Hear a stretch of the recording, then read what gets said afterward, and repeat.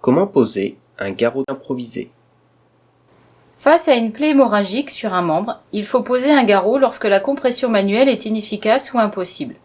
Par exemple, corps étranger dans la plaie ou membre amputé.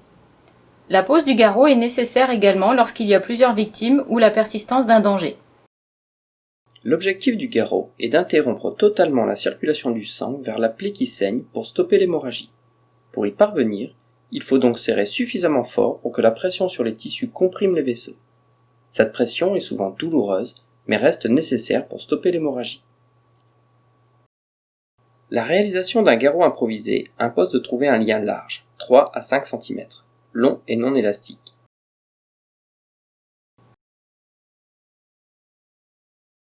Glissez le lien de tissu plié en deux sous le membre.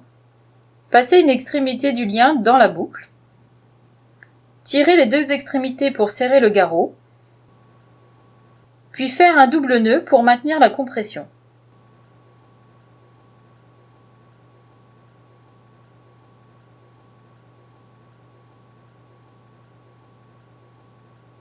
Laissez ce garrot apparent et notez l'heure pour les secours.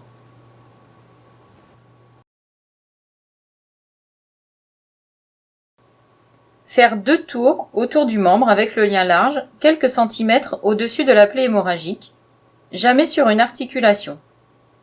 Faire un nœud et le serrer le plus fortement possible en tirant sur chaque extrémité du lien.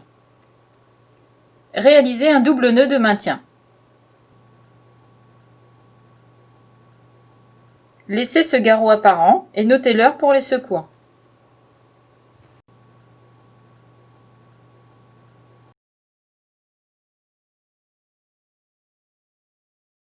La réalisation d'un garrot improvisé impose de trouver un lien large, 3 à 5 cm, long et non élastique, et si possible une barre rigide d'environ 10 à 20 cm qui servira de tourniquet pour augmenter la force de serrage.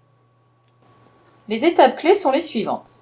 Sur un patient plutôt allongé, faire 2 tours autour du membre avec le lien large quelques centimètres au-dessus de la plaie hémorragique, jamais sur une articulation.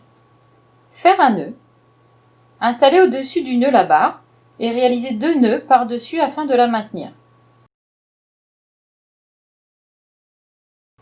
Tournez la barre de façon à serrer le garrot jusqu'à l'arrêt du saignement, même si la douleur provoquée est intense.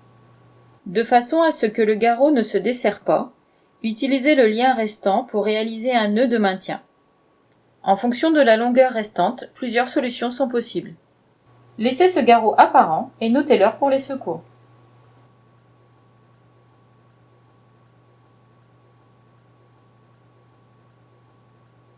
Quelle que soit la technique utilisée, et il en existe d'autres, le geste doit permettre de serrer suffisamment fort pour comprimer les vaisseaux et stopper le saignement.